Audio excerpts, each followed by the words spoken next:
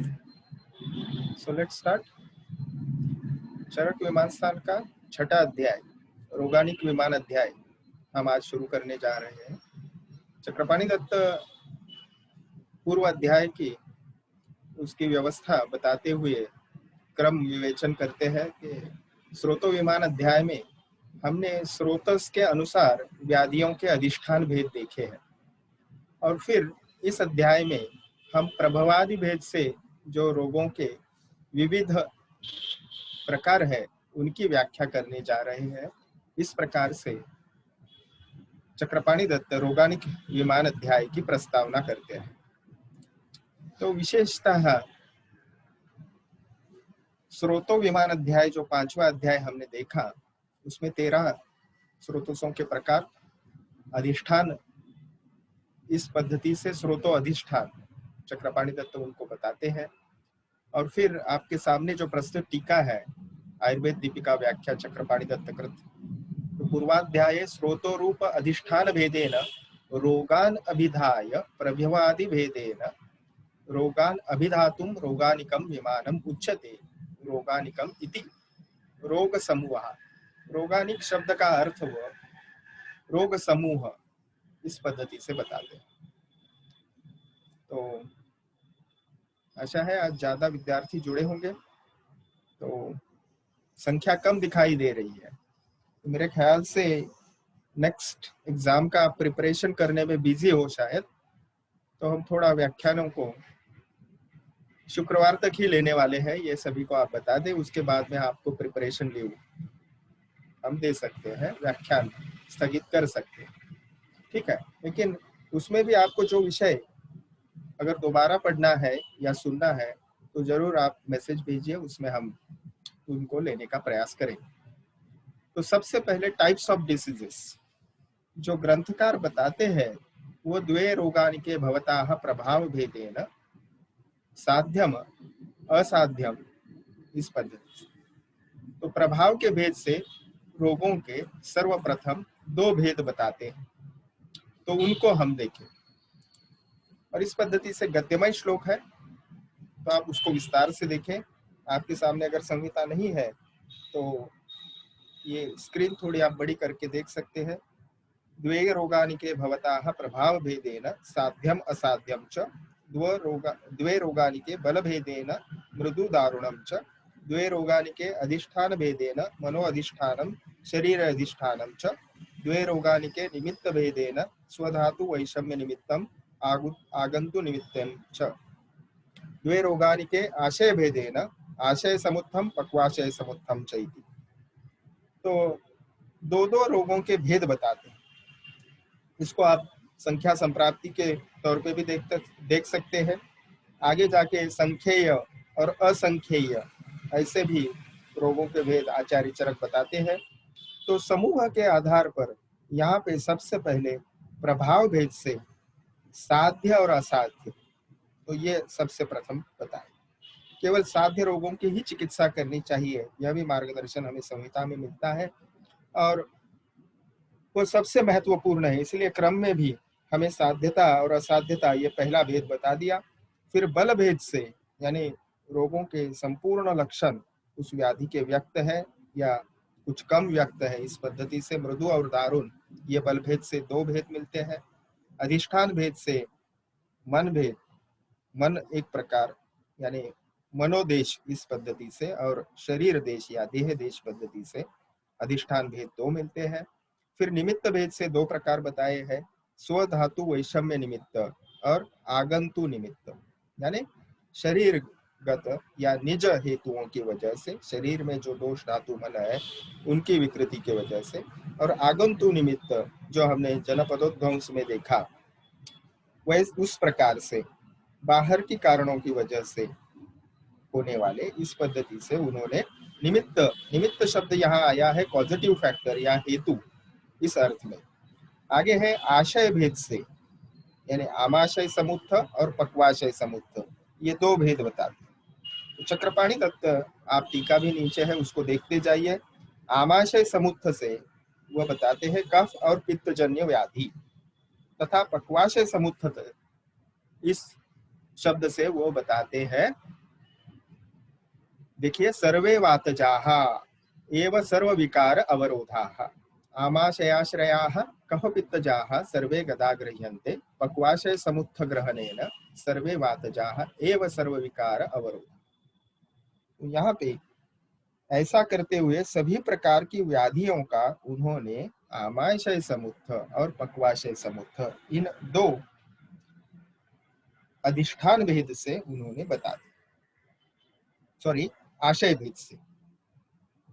आगे है भेद इत्यादि जो बताते हैं, वह आशय भेद के बाद स्वभाव भेद से भी उनके भेद हो सकते हैं। और बताते हैं रोग समूह प्रभाव बल अधिष्ठान निमित्त आशय, ये जो 5 पद्धति से कैटेगराइजेशन दिया है उसको आप ध्यान में रखें। तो यहाँ पे आगे द्वे रोगानि के आशय भेदे न, उसके बाद का जो सूत्र है उसको पढ़ेंगे। एवं एतत् प्रभाव बल अधिष्ठान निमित्त आशय भेदात् द्वैधम रोगानिक दुख सामान्य। तो यहाँ पे दुख सामान्य के आधार पर अगर आप देखें तो ये जो प्रभाव बल अधिष्ठान निमित्त आशय, ये 5 प्रकार का वर्गीकरण दिया है, तो वो दो दो बताए। लेकिन दुख सामान्यात, अगर आपने दुख यानी वेदना यह अगर सामान्य देखा तो रोगों का केवल एक ही समूह या एक ही प्रकार है, उसके कोई अन्य प्रकार नहीं। आगे बहुत्वम तु दश रोगानिकानि प्रभाव भेदादीना भवन्ति बहुत्वम अपि संख्येय स्यात् असंख्येय वा। तो प्रभावादि के आधार पे यहाँ पे जो रोग समूह के प्रत्येक की दो दो 5 प्रकार के कैटेगराइजेशन है, लेकिन 2 प्रकार हर एक के है, तो 2 into 5 10 हो जाते हैं वो, इसीलिए बहुत्वम तो 10 रोगानिकानि ऐसे बताया है, 10 भेद हो जाते हैं। यह संख्येय यानी संख्यात्मक आपको विवरण अगर करना है तो यह 10 संख्या हो जाती है। और आपको बहुत्वम अपि संख्येय स्यात् असंख्येय वा, अथवा असीमित यानी इनफाइनाइट, उसको आप काउंट नहीं कर सकते, ऐसे भी प्रकार उनकी अनेक असीमित संख्या वाले भी हो सकते हैं। ठीक है, तो चक्रपाणि दत्त यहाँ पे देखिए क्या बताते हैं।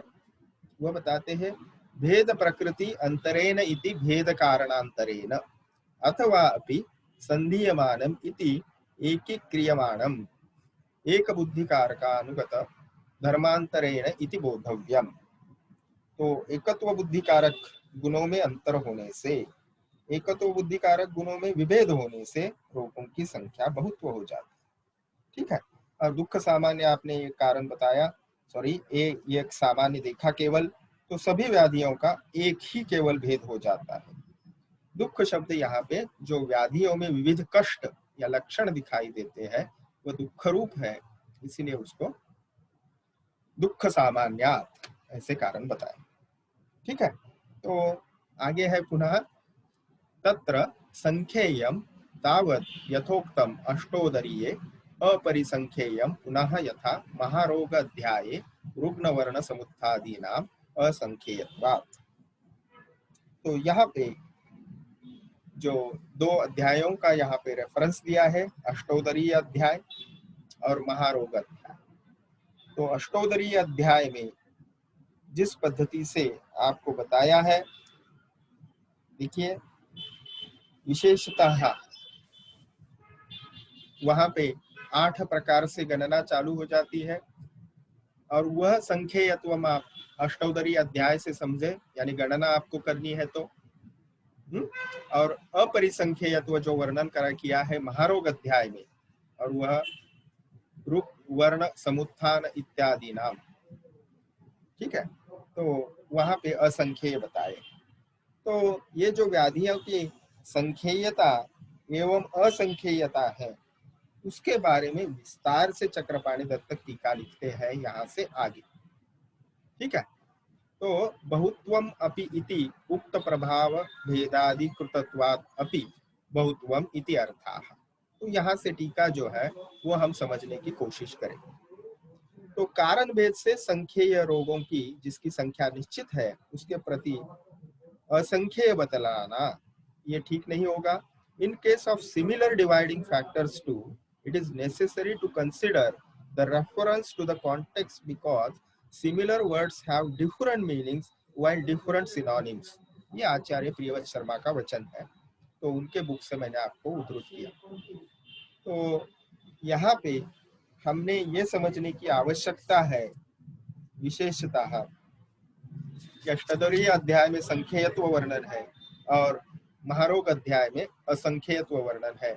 जैसे महारोग अध्याय का यहाँ पे रेफरेंस दिया है, देखिए, असंख्येयत्व महारोग अध्याय तथा त्रिशोफीये च एव अपरिसंख्येय इत्यादि।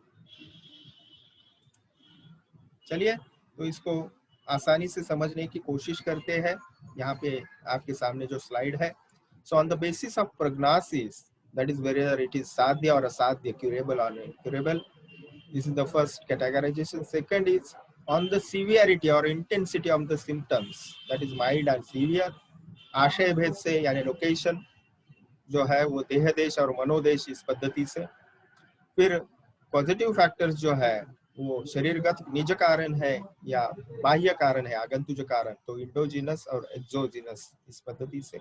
और आमाशय समुत्थ और पक्वाशय समुत्थ इस पद्धति से वो पांचवा कैटेगराइजेशन हमने अभी देखा। तो यहाँ पे इसका विस्तार से यहाँ पे ट्रांसलेशन अंग्रेजी अनुवाद दिया है, तो उसको स्किप करते हुए हम आगे जाएंगे। Justification for different types of classification, जो चौथा गद्यमय श्लोक है उसकी ओर अभी हम जाएंगे। तो चौथा श्लोक आप ठीक से देखें तो वहां पे नच संख्येय अग्रेषु भेद प्रकृति अंतरियेषु विगिति इति अतो दोषवती स्यात् अत्र काचित् प्रतिज्ञा न च अविगिति इति अतः स्यात् दोषवती इत्यादि। तो इस श्लोक का अर्थ हम समझने का प्रयास करेंगे थोड़ा सा टीका का सहाय लेके। देखिए, कारण भेद से जिसकी संख्या निश्चित है उसको संख्येय बताया, 10 संख्या उसकी हमने अभी रोगानिक विमाण में देखी, लेकिन उसको ही असंख्येय बतलाना यह थोड़ा सा किस पद्धति से हमने समझना चाहिए वो इंटरप्रिटेशन हम करने का प्रयास करें। इसमें शास्त्रकार का यह मत है कि बाद में उसे जो असंख्येय कहने से यहाँ पे दोष नहीं आ जाता, यानी परस्पर विरुद्ध ये वाक्य हो जाते हैं, ऐसा आप ना समझे, क्योंकि भेद करने वाला जो पुरुष है वो विषय को अनेक प्रकार से विभेदित करता है। तो ये जो वाक्य है ये आप कंठस्थ कर लीजिए, भेदता ही भेद्यम अन्यथा भिन्नति। ठीक है, तो ये हर जगह हर विषय को ये लागू है। तो किस एंगल से आप उसका भेद कर रहे हो, किस परिप्रेक्ष्य में कर रहे हो, उस दृष्टि से उसके भेद असंख्य हो सकते हैं। तो दूसरे दृष्टि से किए गए रोगों के भेद जो है वह पुनः अन्य कारणों के आधार पर फिर उसको भिन्न करता हुआ अनेक प्रकार से भेदों की विशिष्ट संख्या उत्पन्न हो जाती है। इस आधार पर पूर्व पे किए गए जो भेद है उसका उपघात नहीं होता, यानी विषय को अनेक या भिन्न भिन्न दृष्टि से आप उसके भेद कर रहे हो। इसका अर्थ ऐसा नहीं है कि एक दूसरे के पहले जो भेद बता दिए वो गलत है। तो विभेदक कारण के समान होते हुए भी विशिष्ट प्रयोग के आधार पर व्याधियों का भेद किया जा सकता है। ठीक है, जैसे अर्थात समान विभेदक कारण के रहने पर भी उनके विशिष्ट उपयोग यानी अन्य गुणों का या उपयोगों के आधार पर विभाजित उनको किया जा सकता है। ठीक है, तो समान शब्द होते हुए भी उनके अर्थ अलग अलग होते हैं तथा कभी कभी पृथक अर्थ होते हुए भी एक ही अर्थ का बोध कराने वाले होते हैं। तो यहाँ पे एक उदाहरण भी दिया है, देखिए टीका में, दोष और व्याधियों के लिए सामान्यतः रोग शब्द का प्रयोग किया गया है, लेकिन दोष से रोग, आतंक, यक्ष्मा, दोष प्रकृति, विकार का ग्रहण किया गया है, वैसे ही व्याधियां भी रोग, आतंक, यक्ष्मा, विकार, दोष प्रकृति इत्यादि नामों को प्राप्त करती है। तो यहाँ पे दोषों को भी वो सिनोनिम्स है और व्याधियों को भी सिनोनिम्स है, लेकिन हम परिप्रेक्ष्य में या किस कॉन्टेक्स्ट में वो सब्जेक्ट डिस्क्राइब किया जा रहा है, उस अर्थ में उसका हम यथार्थ अर्थ लेने का प्रयास करते हैं। तो इस प्रकार से दोष एवं व्याधियों के लिए रोग शब्द समान है, ठीक है, और अन्य जगहों पे उसका विशेष का अर्थवाचक है। तो ये हम उसको ये विस्तार से जो टीका है इसी श्लोक के ऊपर है, उसको शब्दशः यहाँ पे हम नहीं लेंगे। तो the same term may carry different meanings, for example word रोग, आतंक, यक्ष्मा, दोष प्रकृति, विकार।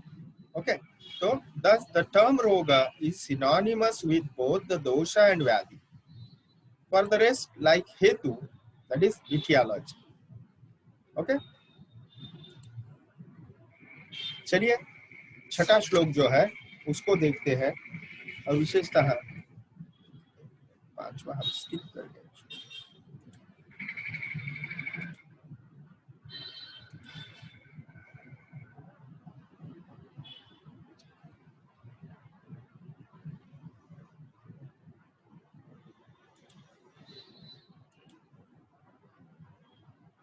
पांचवा जो श्लोक है ये स्लाइड में नहीं आया है, तो उसको मैं आपको पढ़ के सुनाता हूँ, डायरेक्ट छठा लिया है।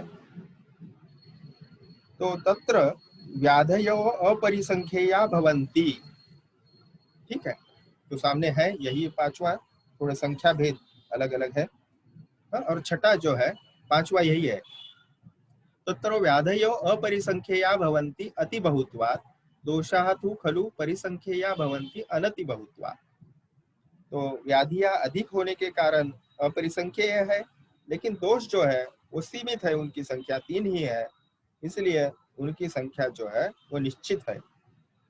आगे बताते हैं, तस्मात् यथा चित्रम विकारान उदाहरणार्थम अनवशेषेण च दोषान व्याख्यास्यामः रजाः तमः च मानसौ दोषौ।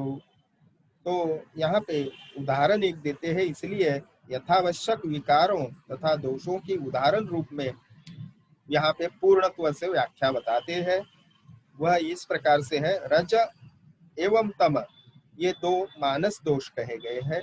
इन दोनों के विकार जो है वो काम, क्रोध, लोभ, मोह, ईर्ष्या, मान, मद, शोक, चित्त उद्वेग, भय एवं हर्ष इत्यादि है, ठीक है। तो ये दो दोष है, और इन दो दोषों से उत्पन्न होने वाले विकार जो है वो देखिए कितने हैं, काम, क्रोध, लोभ, मोह इत्यादि। वैसे ही शारीर दोष जो है वो वात पित्त श्लेष्मानः तु खलु शारीर दोषाः, तेषामपि च विकारा ज्वर, अतिसार, शोफ, शोष, श्वास, मेह, कुष्ठादयाः। तो इस प्रकार से दोषों की पूर्ण एवं विकारों की एक देशज व्याख्या यहाँ पे की गई है।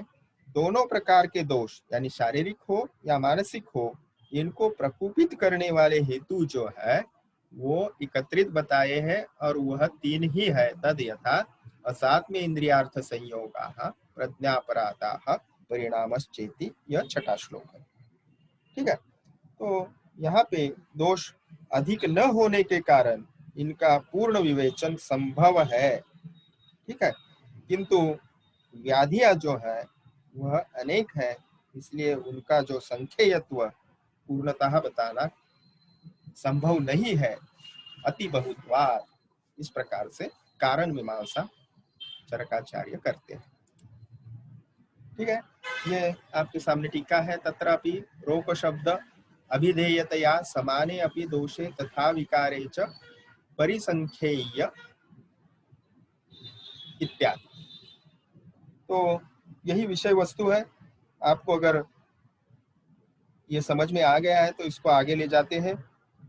यहाँ पे रोग शब्द जो है वो समान रूप से अभिधेय होते हुए भी दोष तथा विकारों की परिसंख्यता और अपरिसंख्यता का पाया जाना, ये आपको विरुद्ध लगता होगा, लेकिन वह विरुद्ध नहीं है, सकारण यहाँ पे चरकाचार्य उसको बताते हैं। ठीक है, because of their multitudinous nature, the diseases are innumerable. On the other hand, the doshas are numerable, and hence they are having limited number. Okay, कारण लेकिन उनके इन तीनों शारीर दोष हो या मानस दोष हो, उनसे उत्पन्न होने वाले विकार जो है, उनके कारण का संग्रह जो है वह केवल 3 प्रकार से बताते हैं। दोषानाम द्वयानाम अपि दोषानाम, यानी शारीर दोष हो या मानस दोष हो, उनके प्रकोपित होने के 2 ही कारण है, 3 ही कारण है। तद यथा असात्म इंद्रियार्थ संयोग, प्रज्ञापराध, परिणामाः च इति। आगे जाते हैं, ये 7वां श्लोक है। प्रकोपिताः तु खलु ते प्रकोपन विशेषणात् दूष्य विशेषाच्च विकार विशेषान् अभिनिर्वर्तयन्ति अपरिसंख्येयात्। तो ये प्रकोपित हुए दोष जो है वो विशेष प्रकोपक कारणों एवं विशेष दूषों को द्वारा प्रकोपित होकर अनेक प्रकार के विशिष्ट विकार उनसे उत्पन्न होते हैं। तो देखिए, परम्यूटेशंस कॉम्बिनेशंस जो है वो असंख्य हो सकते हैं, वह अपरिसंख्येय होते हैं, यही 7वें श्लोक में बताया। एक 5 मिनिट लेक्चर चालू है, म्हटलं। तत्र खलु येषां द्वयानाम अपि दोषानाम, ये श्लोक के बाद यहाँ पे अपरिसंख्येय किन वजह से है, वह दोष विशेष और दूष्य विशेष, यह 7वें श्लोक में कथन करते हैं। चक्रपाणि दत्त सएव कुपितो दोषाः समुत्थान विशेषताः स्थानांतरगताः च एव विकारान् कुरुते बहुन, ये जो सुश्रुत संहिता का रेफरेंस है वह बताते हैं। तो ये ठीक से देखें, ये चरक संहिता का ही रेफरेंस है, सूत्र स्थान 18वां अध्याय, सुश्रुत संहिता ने। सएव कुपितो दोषाः समुत्थान विशेषताः स्थानांतरगताः च एव विकारान् कुरुते बहु, यानी एक ही दोष कारण भेद से प्रकुपित होकर भिन्न स्थानों में जाकर अनेक विकारों को उत्पन्न करता है। जैसे यहाँ पे उदाहरण के तौर पर अगर हम ले तो रस धातु में आश्रित होने पर वह दोष ज्वर, अरुचि, पांडु ये विकार उत्पन्न करता है। वही दोष अगर रक्ताश्रित हो जाए तो कुष्ठ, रक्तपित्त इत्यादि विकार उत्पन्न करता है। मेदाश्रित हो जाए तो प्रमेह, मज्जा, ऐसे वह विकार उत्पन्न होगा। और फिर मज्जा आश्रित होने पर पर्वों में वेदना, भ्रम, मूर्छा, इंद्रिय उपघात इत्यादि लक्षण उत्पन्न। तो ठीक है, ये आप समझे कि एक ही दोष विकृत है, लेकिन वह आश्रय उसने अलग अलग लिए तो अलग अलग लक्षण और विकार वह उत्पन्न करेगी। आगे व्याधियों की स्थिति शारीरिक मानसिक गुणों के परस्पर संबंध के विषय में 8वें श्लोक में बताए। ते च विकाराः परस्परम अनुवर्तमानाः कदाचित अनुबध्नन्ति कामादयो ज्वरादयाः च। तो ये 8वां श्लोक है। तो यहाँ पे रज और तमोगुण से वो परस्पर कैसे संबंधित होते हैं, रजोगुण के बिना तम की प्रवृत्ति ही नहीं होती, यह रज का यहाँ पे महत्व वर्णन करते हैं, क्योंकि रज जो है वो चलायमान है।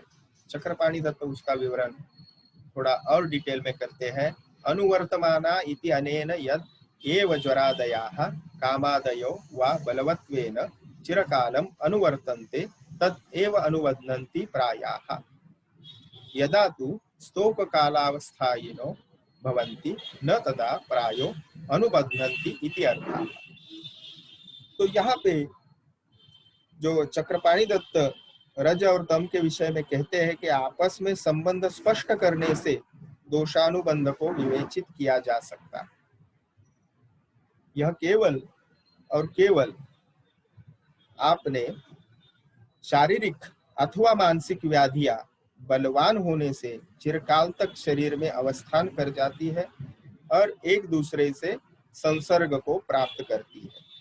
यानी केवल शारीरिक व्याधियां हैं तो वो कुछ कालांतर के बाद मानसिक संबंध भी उसमें आ जाता है, या फिर केवल मानसिक व्याधियां हैं तो कालांतर में वो शारीरिक या शारीरिक लक्षणों से भी संबंधित हो जाती है। जब इनका अवस्थान अल्प समय के लिए हो तब इनका आपस में संबंध नहीं हो पाता, इसलिए उसकी चिकित्सा तुरंत हो जाना आवश्यक है। तो ये एक दूसरे से संबंधित नहीं होगी। अथवा अनुवर्तमाना का अभिप्राय यहाँ पे चक्रपाणी दत्त बताते हैं परस्पर इनके बलों की वृद्धि का होना। यहाँ परस्पर शब्द जो है वह शारीरिक व्याधियों का शरीर से और मानसिक व्याधियों का मन से, मानस व्याधियों का शरीर से तथा शारीरिक व्याधियों का मन से संबंध होना गृहित वो बताते हैं। मानसाम शारीरेण च अनुबंधो ज्ञेयः। तो यह चरक विमान स्थान 6ठे अध्याय का 8वां श्लोक है, उसकी टीका में आपको उसका अनुवाद अभी बताए। आगे 9वां श्लोक है और वहां पे विशेषतः दोषों का दूषों से संबंध बताते हैं। नियतस्त्व अनुबंधो रजस तमसो परस्परम नहीं अरजस्कम तमाह प्रवर्तते। तो ये मैंने आपको पहले बता दिया था थोड़ी देर पहले। तो शारीरिक और मानसिक दोषों का परस्पर संबंध का व्याख्यान हमने पहले देखा। तो विशेषतः आपस में संबंध स्पष्ट करने के बाद दोषानुबंध को यहाँ पे विवेचित किया है। तो सबसे पहले जो 8वें श्लोक में बताए वह शारीरिक और मानसिक विकार जो है एक दूसरे से कैसे मिले हुए हैं वह बताया। और 9वें श्लोक में रज और तम ये जो दो मनोदोष है उनमें भी रज जो है वह प्रमुख कारण है। There is an eternal union between the two doshas pertaining to mind, that is the raja and tama cannot manifest its action without raja. तो रज की प्रधानत्व यहाँ पे कथन कर। 10वां श्लोक है वह हमें बताता है दोषों के साथ संबंध किस प्रकार से।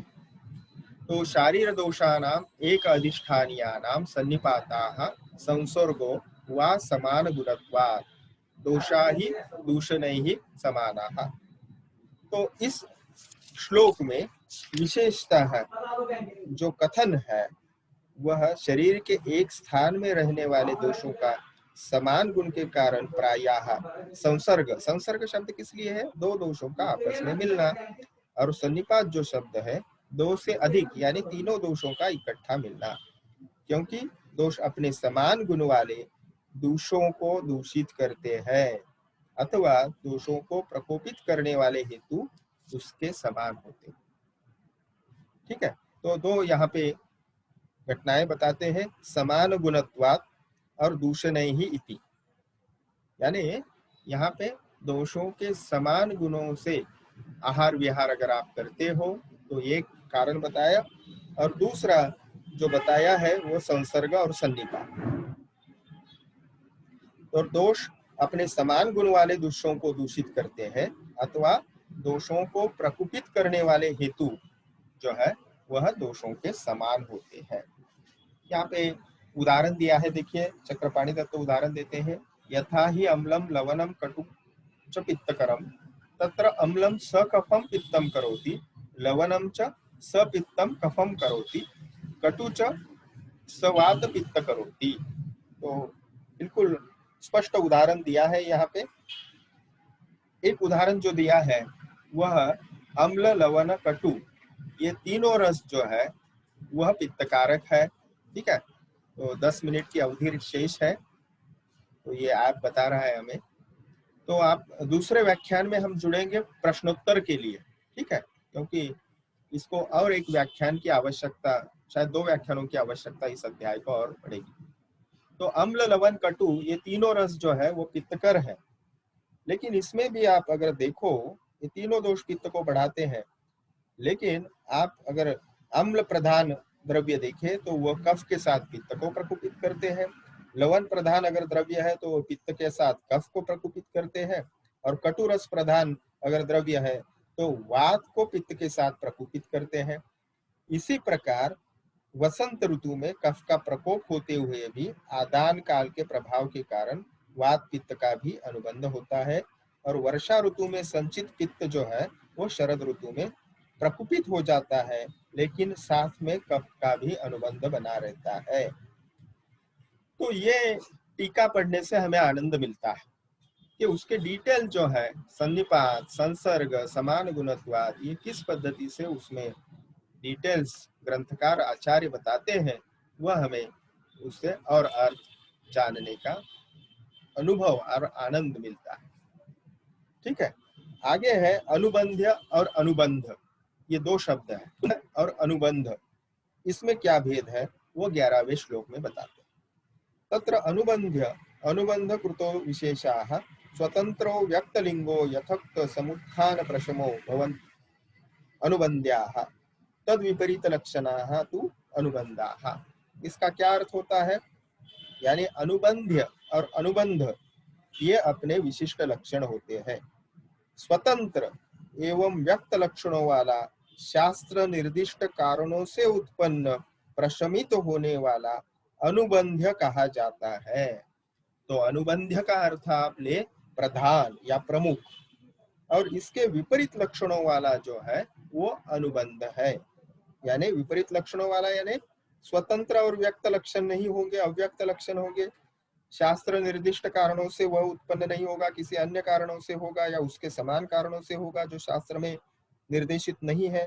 प्रशमन का भी वैसे ही है।